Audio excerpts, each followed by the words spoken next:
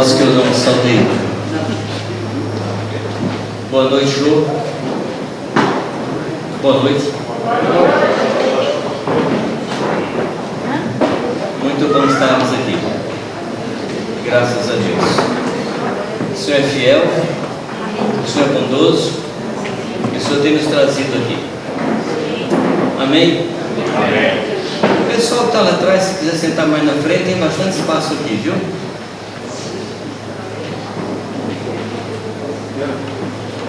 Tá? Se quiser passar mais para frente, pode. Tem bastante cadeira aqui.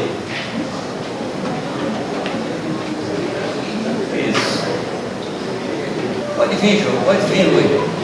Tem bastante lugar aqui na frente. Bem, como os irmãos estão percebendo, o número de pessoas esse ano diminuiu, e diminuiu por várias razões. Uma das razões, que não é o caso de todos que não vieram aqui, é que há agora em outubro, 7 a 10 de outubro, um encontro latino-americano ali em Santiago, no Chile. E alguns irmãos então preferiram estar ali, porque não podiam estar em 2 encontros.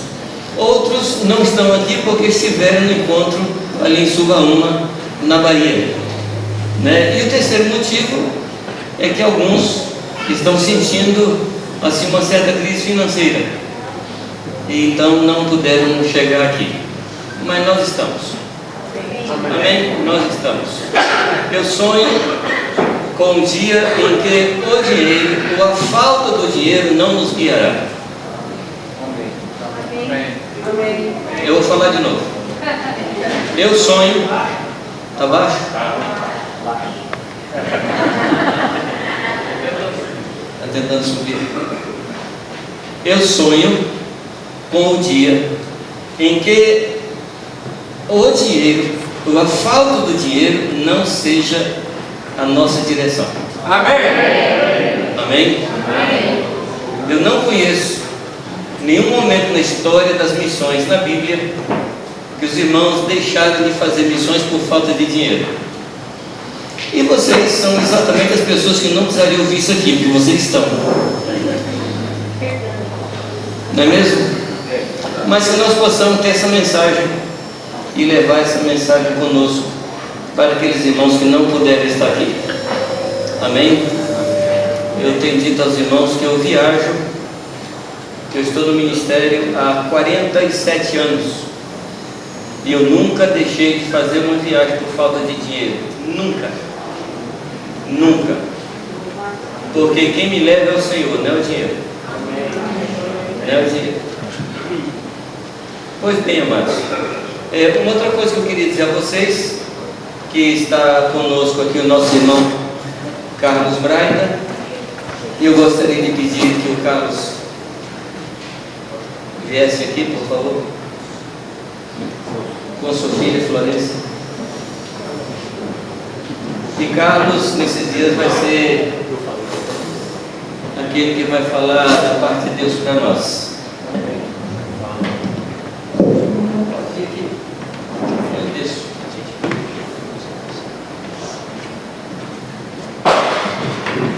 Os irmãos sabem qual é o versículo que eu gosto, né? Que eu uso muito. O último inimigo a ser vencido é a morte. O penúltimo é o som. Deve definir esse penúltimo inimigo a ser vencido. Mas um problema sério. Carlos, saludos. Bueno, Dios les bendiga mucho. Es un privilegio compartir con ustedes. Nosotros los argentinos somos expertos en crisis. Y no les vengo a hablar a las víctimas de una crisis en Brasil, sino a la respuesta de Dios para la crisis en Brasil. Porque ustedes son la respuesta de Dios para la crisis en Brasil. Y creemos que estos días nos vamos a fortalecer mutuamente para poder también fortalecer al pueblo de Dios en toda esta amada nación.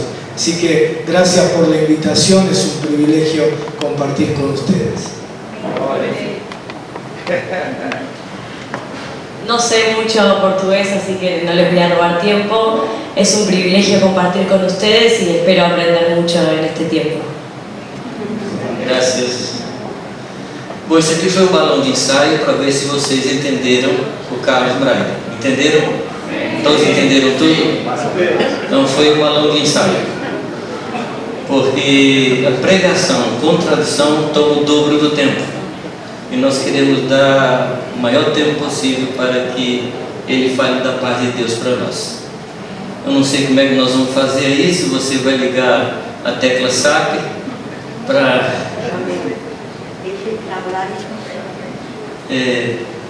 estão lhe pedindo que tu hable despacito.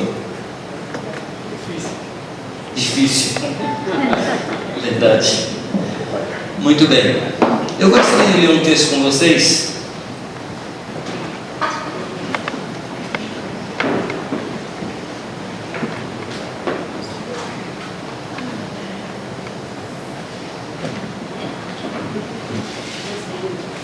O texto que eu gostaria de ler é Lucas 19:44.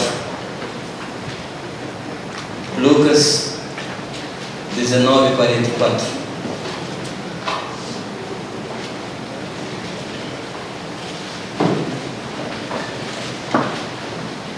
Eu tenho uma pergunta que eu tenho me feito já há um tempo. Que momento é este que nós estamos vivendo? Que momento é esse? Carlos falou de crise. E a gente tem ouvido falar muito de crise. E ontem, quando a gente escutava as notícias que estão saindo aí pelas investigações do Lava Jato e as reações das pessoas que são partidárias da presidente que foi impedida, a gente sente a reação, a gente sente um clima de, como é que eu diria, um pouco antes da chuva, um clima pesado, a gente sente isso. E me veio essa pergunta: que tempo é esse? Que momento é esse que nós estamos vivendo? Que hora é essa? Em Lucas 19:44 diz assim: te arrasarão e aos teus filhos dentro de ti, não deixarão em ti pedra sobre pedra, porque não reconheceste a oportunidade da tua visitação. Esse texto aqui, a ideia é um tempo em que o Senhor vem para inspecionar, o Senhor vem para supervisionar o seu povo, o Senhor vem para ver como está o seu povo, para ver como está o mundo. Essa é a ideia do texto. E há pessoas que não reconheceram, não perceberam esse tempo, esse momento da presença de Deus, esse momento em que o Senhor veio visitar, veio, como que eu diria, investigar esse momento que nós estamos vivendo.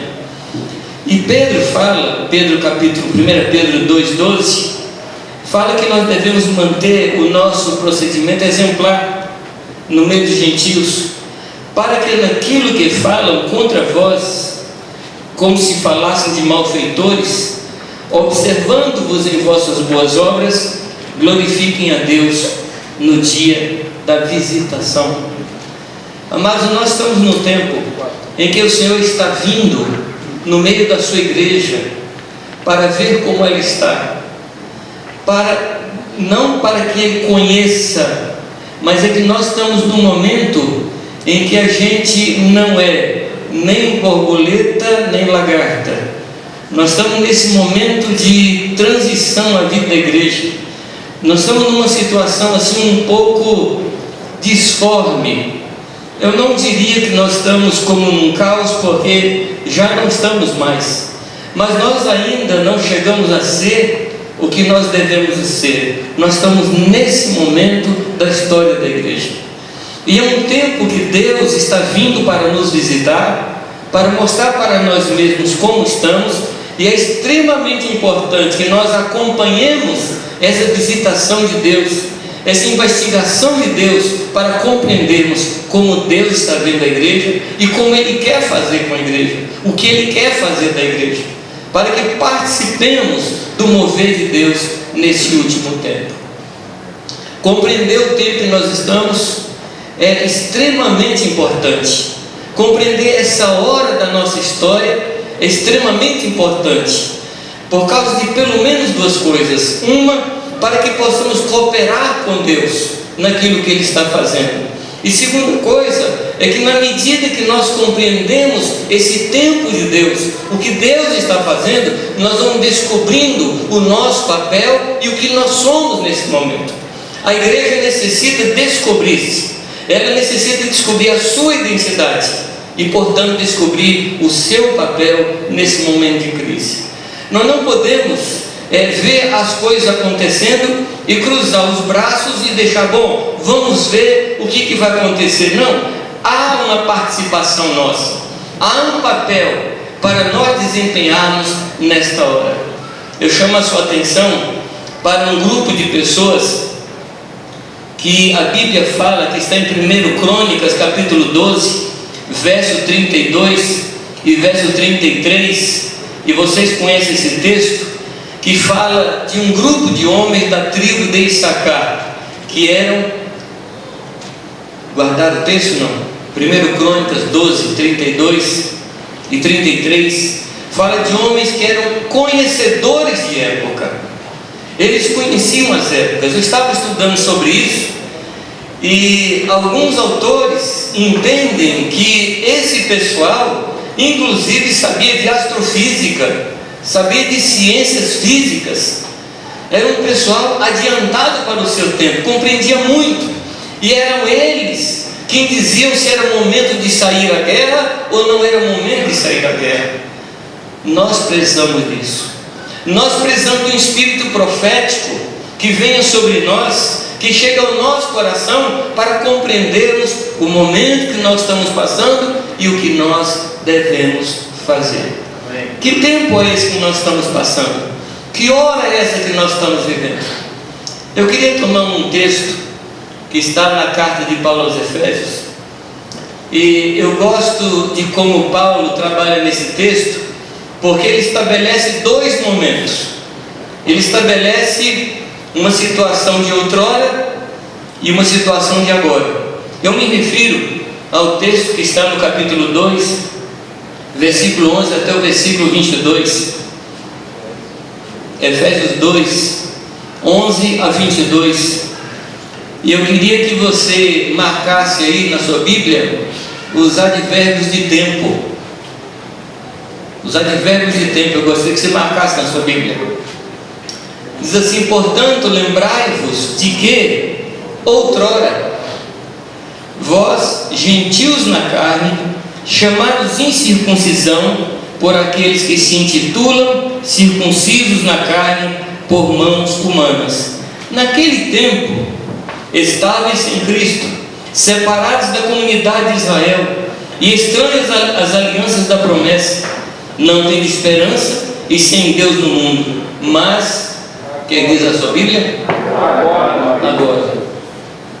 Outrora e agora. Quando é agora? Agora é agora. Agora é agora. Esse é o tempo. É agora.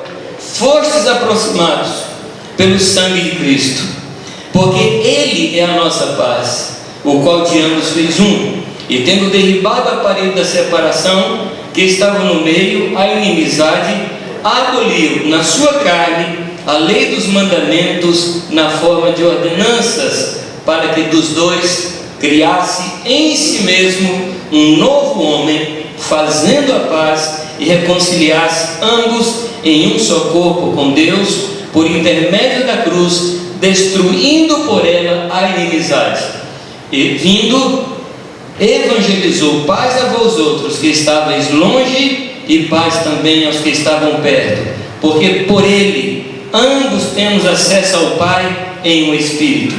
Assim, já não sois estrangeiros e peregrinos, mas concidadãos dos santos, e sois da família de Deus, edificados sobre o fundamento dos apóstolos e profetas, sendo Ele mesmo, Cristo Jesus, a pedra angular, no qual todo o corpo, bem ajustado, cresce para santuário dedicado ao Senhor, no qual também vós juntamente estáis sendo edificados para a habitação de Deus no Espírito. Amém.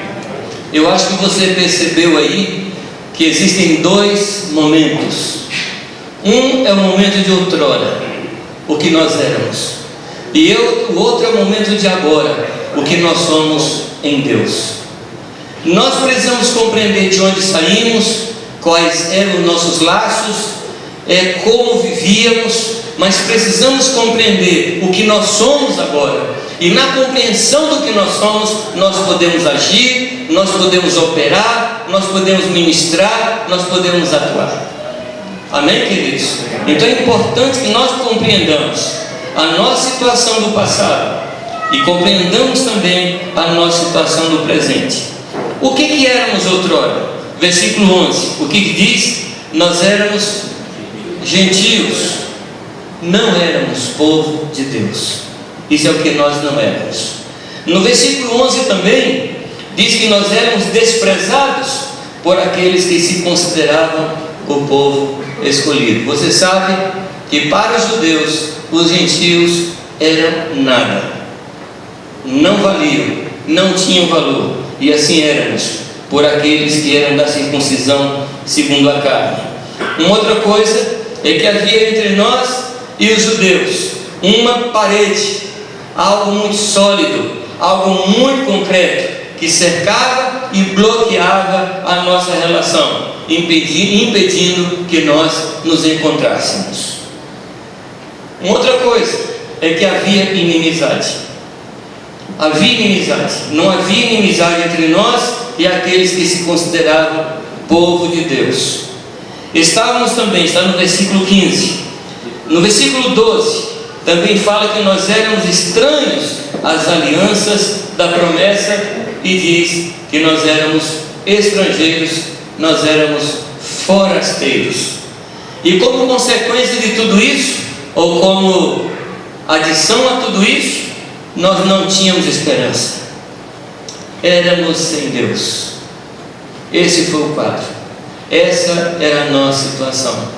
Mas Deus, sendo rico em misericórdia para conosco, pelo grande amor com que nos amou, enviou Jesus Cristo. E Ele veio e derrubou a parede de separação que havia. Mais do que a parede de separação entre nós e os judeus, era a parede de separação entre nós e o Senhor. E diz a palavra que Ele matou a inimizade. Não há mais possibilidade de termos inimizade. A inimizade está morta. Você crê nisso? Não. Não há mais razão para termos inimizade, porque ela foi morta na cruz. A inimizade foi morta.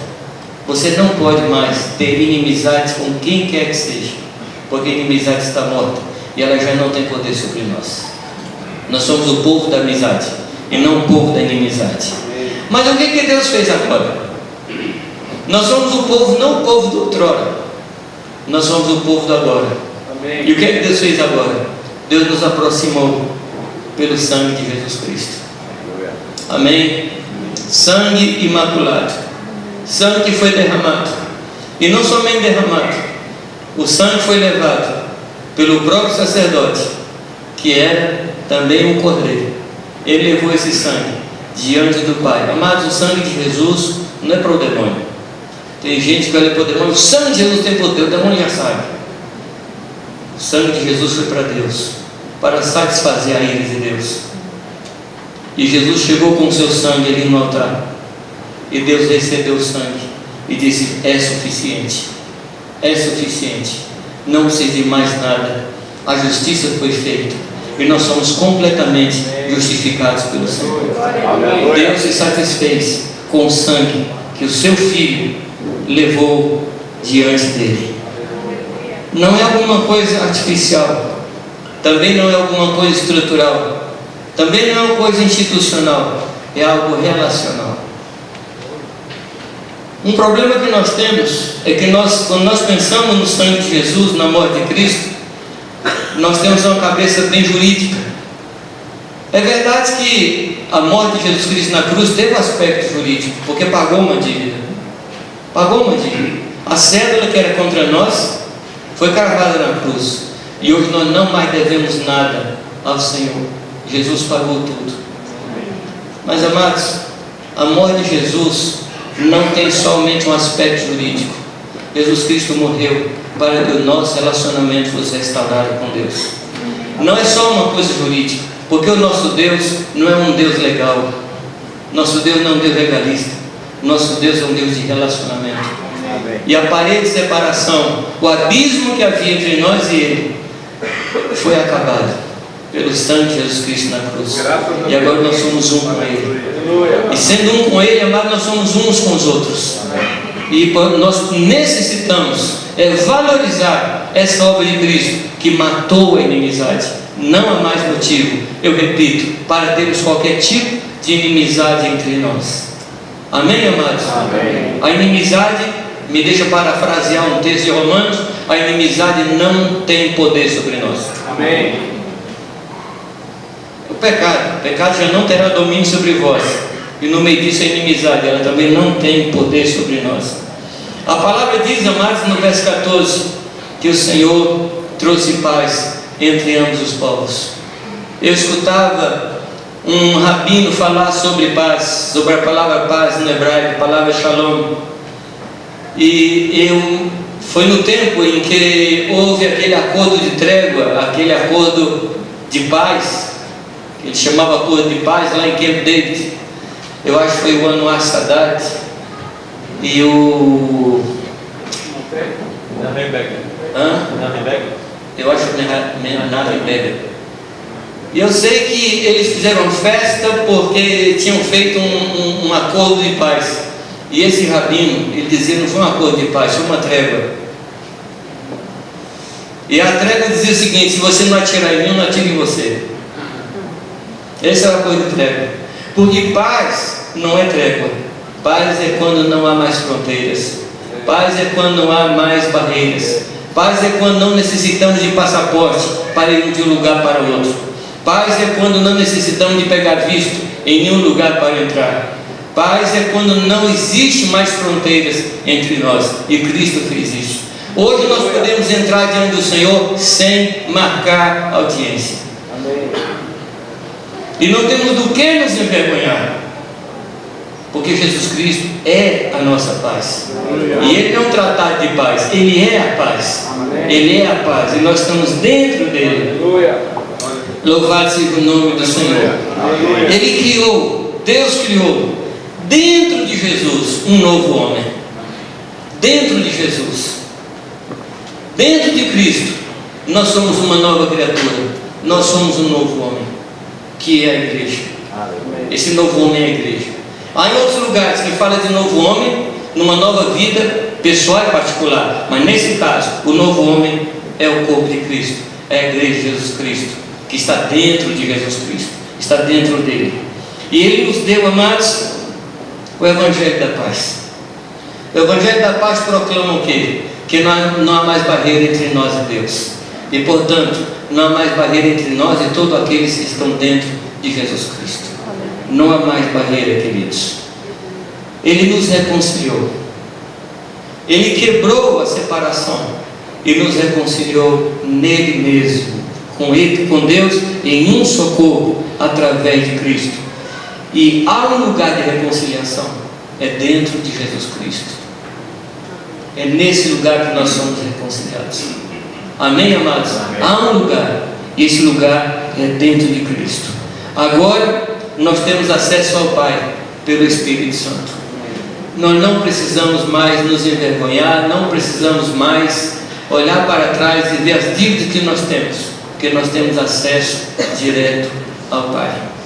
Eu já contei para vocês uma história e vou contar de novo. Era a história de uma senhora que precisava conversar com o rei. E ela precisava conversar com o rei porque um filho seu estava prisioneiro e somente o rei poderia assinar o indulto.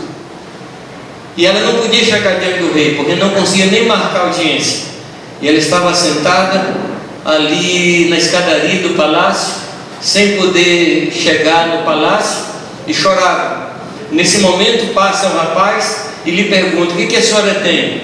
E ela conta que ela precisava conversar com o rei e não tinha acesso, não tinha condições de marcar audiência. O rapaz falou para ela: a senhora venha comigo. E o rapaz subiu as escadarias, chega naquela porta majestosa, ali estavam os guardas se perfilam diante daquele rapaz, as portas se abrem e ele vai entrando, e a mulher assustada entrando atrás. E as portas vão se abrindo, até que chega numa sala muito grande. O rei está sentado ali na sua mesa, e esse rapaz abre a porta e fala: pai, essa mulher quer conversar contigo. De quem é essa história? Essa é a nossa história. Nós não podíamos chegar, mas Ele nos levou na sala do trono. E não só na sala do trono, mas hoje nós estamos assentados em Cristo Jesus, nas regiões celestiais. Assentado fala de descansar, assentado fala de falta de trabalho, assentado fala de descanso dos nossos esforços. Não precisamos mais nos esforçar, porque já estamos assentados em Cristo Jesus. É nesse lugar que nós estamos. Eu tenho dito aos irmãos: desista de trabalhar, descanse em Deus, porque nós ainda fazemos muito esforço para ser santo. Chega, nós já somos. E Efésios diz, amados, que Deus nos fez agradáveis ao Pai no amado. Quando esse texto chegou no meu coração, foi para mim uma tremenda libertação. Eu já sou agradável a Deus. Eu já sou agradável a Deus. E não preciso mais fazer esforço. Agora, porque eu estou no Senhor, eu agrado a Deus. Mas quem me faz agradável a Deus não é o meu trabalho, não é o meu esforço. Foi Jesus Cristo que me fez agradável a Ele. E quando o Senhor olha para mim, Ele está satisfeito com Cristo, no qual eu vivo. Outra coisa que o Senhor fez, amados, é que nós somos cidadãos da mesma cidade. Concidadãos significa aqueles que fazem parte da mesma cidade. E nós fazemos parte da cidade de Deus. E nós somos concidadãos dos santos. Somos concidadãos dos santos. Somos da mesma cidade. Amém, amados? Ainda que alguns tenham alguns sotaques diferentes. Uns são castelhanos, outros são brasileiros, outros são nordestinos, mas somos de uma mesma cidade. E essa beleza da diversidade, nessa cidade fantástica que é a Igreja de Deus, isso glorifica ao Senhor. As nossas diferenças, as variedades que há entre nós, isso mostra a tremenda e multiforme graça de Deus manifestada na vida da sua igreja. Louvado seja o nome do Senhor. Não moramos mais no erro, não somos andarilhos, não somos peregrinos, nós já chegamos. Tempos atrás, eu estava evangelizando um rapaz, e eu contava alguma experiência que ele perguntou. Ele fez aquela pergunta que todos fazem: qual é a sua igreja? Qual é a sua denominação? E eu falei para ele: não, nós não temos denominação. Mas como é que é isso? Eu falava para ele que a nossa vida é ser discípulo de Cristo. Nós queremos ser discípulos de Cristo. E fomos conversando, e eu estava procurando uma palavra para deixar na mente dele, e que ele fosse para casa e ficasse perturbado com aquela palavra. Mas ele me fez uma pergunta. Ele falou: onde é que você pretende chegar? E eu fui para casa pensando: onde você pretende chegar? Falei: Deus, onde é que eu pretendo chegar? Onde eu pretendo chegar? Aí eu entrei numa crise existencial. Onde é que eu pretendo chegar? Mas, amado Espírito de Deus, veio ao meu coração: eu não preciso chegar mais a nenhum lugar, porque eu já cheguei em Cristo. Não há um lugar além desse. Não há um lugar além do Senhor onde eu possa chegar. Nem o céu, nem o sétimo céu, nem o 20º céu. É no Senhor onde nós deveríamos chegar, e nós já chegamos. Amém, amado? Nós já chegamos. Agora, dentro dele, nós vamos onde Ele nos levar. Mas nós já chegamos em Cristo Jesus. Já chegamos à cidade dos santos arrolados nos céus. Nós já chegamos ao Monte Sião de Deus. Nós já chegamos a Santa Jerusalém. Nós já chegamos ao povo de Deus. Não somos mais andarilhos. Não somos mais perdidos. Nós temos uma família. Nós não somos órfãos. Nós temos uma família. Deus nos adotou. Somos adotados. Não somos filhos sem pais. Deus nos adotou. Nós podemos dizer: eu tenho pai. E nós já chegamos nele. Que coisa boa, amados. Que coisa boa é ser parte da família de Deus. E de vez em quando, eu me lembro, Horácio, da nossa experiência lá na Tailândia, onde o Horácio, com o seu tailandês perfeito, igual ao meu, zero de tailandês. A gente ficou hospedado, um casal cuidou da gente e a gente se entendeu maravilhosamente bem. Eles não falavam português, falavam o mínimo de inglês, mas foram 8 dias ali de muita comunhão no Espírito Santo. Nada nos atrapalha. Nós somos família de Deus. Somos irmãos espalhados. Amados, mais do que isso, nós temos um alicerce. Nós temos um fundamento, que é o Senhor Jesus Cristo. E sobre esse fundamento, nós temos os apóstolos que vieram de nós, os irmãos que foram testemunhas da vida de Jesus Cristo e que escreveram para nós. Nós não somos um povo sem planta. Nós não somos uma igreja ou uma casa cheia de puxadinhos. Nós temos uma planta e estamos sendo construídos segundo a planta de Deus. Nós não somos uma, como é que eu diria, uma coisa que é feita de qualquer jeito. Há um plano, há uma planta que o Senhor desenhou muito tempo atrás, que eu não sei precisar quando foi, e nós estamos sendo construídos de acordo com o coração de Deus. Agora, um problema que nós temos é que nós não vemos a planta por inteiro. Então a partezinha que nós vemos, nós temos duas atitudes. Uma, a gente acha que aquela partezinha é o total, ou a gente não compreende o que a gente está vendo. É como se nós olhássemos por baixo do tapete, e por baixo do tapete não tem desenho nenhum, uma confusão total. Mas Deus não veio debaixo do tapete. Deus vê o tapete pronto. Deus vê o tapete pronto. Amém, amados? O Senhor está fazendo. E nós somos parte desse grande bordado de Deus.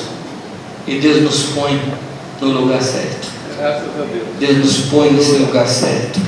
Temos um alicerce e todos nós, juntos, somos edificados para a morada de Deus em espírito.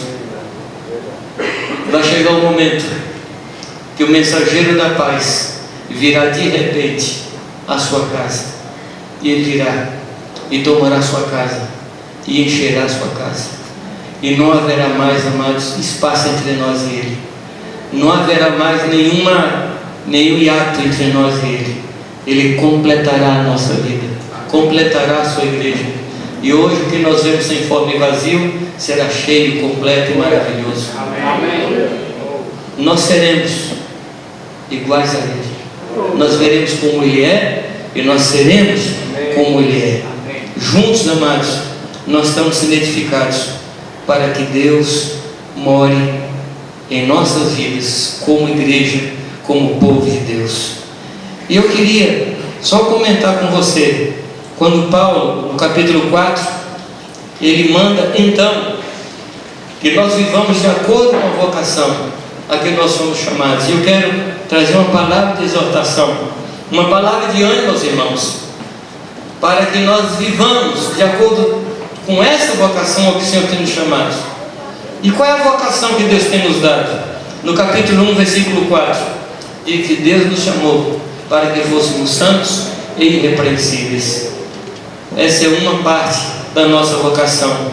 No versículo 5, Deus nos chamou para sermos filhos dele por adoção. Deus nos predestinou. E o que Deus está fazendo em nós agora é que Ele está fazendo em nossas vidas, não somente filhos dele, mas filhos parecidos com Ele. Filhos parecidos. Essa é a obra que Deus está fazendo em nossas vidas. No versículo 10, Deus nos chama para estarmos congregados sobre Ele, sobre uma só cabeça. Nos últimos tempos, o Senhor vai juntar embaixo da sua autoridade e do seu poder todas as coisas que hoje estão fora do poder de Deus. E a igreja, amados, ela viverá plenamente embaixo desse cabeça que é o Senhor Jesus Cristo. Ele nos chamou no verso 12 para o louvor da glória de Deus. A nossa vida é para louvar a glória de Deus, para o louvor da sua glória. No capítulo 2, versículo 7, diz que nós manifestaremos as potestades. Nós manifestaremos as potestades mais adiante em termos de tempo. Nós manifestaremos a suprema bondade de Deus para conosco. Deus nos chamou para manifestarmos essa tremenda bondade. Sabe como é que eu vejo isso? Perdoe a minha imaginação, mas eu creio que um dia Satanás trabalhou na nossa vida desde o Éden e bagunçou a nossa vida e fez de tal forma que nós perdemos a aparência de Deus. Ninguém nos confundiria com o próprio Deus, ninguém nos confundiria com o Senhor, mas Jesus Cristo veio e tomou para si esta obra, essa obra quase impossível. Missão impossível é isso, viu, gente? Deus nos tomou e foi trabalhando em nossas vidas e está formando o nosso caráter para sermos parecidos com Ele. E um dia Ele vai nos tomar e vai mostrar para as potestades vindouras a suprema riqueza da sua bondade para conosco, e nós seremos parecidos com Ele. Essa é a nossa vocação, amados, sermos parecidos com o Senhor. No capítulo 2, versículo 10, a palavra diz que nós não somos salvos por obras, mas Deus nos chamou para fazermos as obras que Ele determinou antes da fundação do tempo. Temos obras a ser realizadas, não para sermos salvos, mas porque somos salvos. Somos da mesma cidade, precisamos viver como cidadãos da mesma cidade. Somos família de Deus.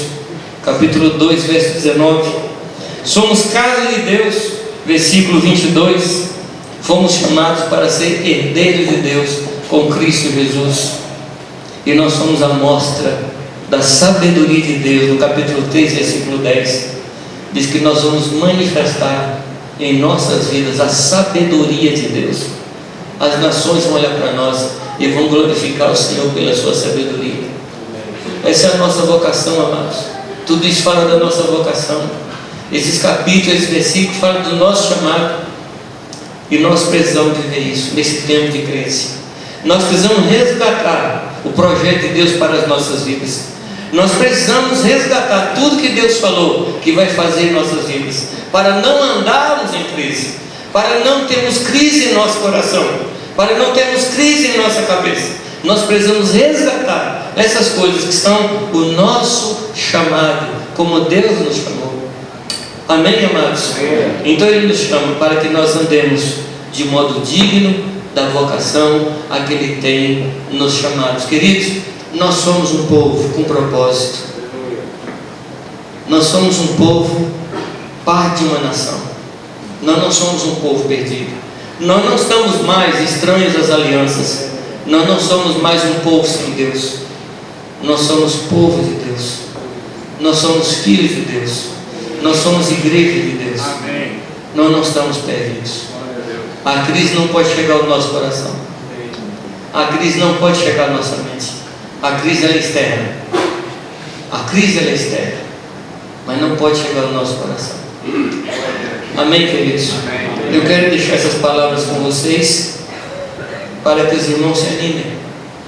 E esses dias, o tema do nosso encontro é a igreja que Deus quer.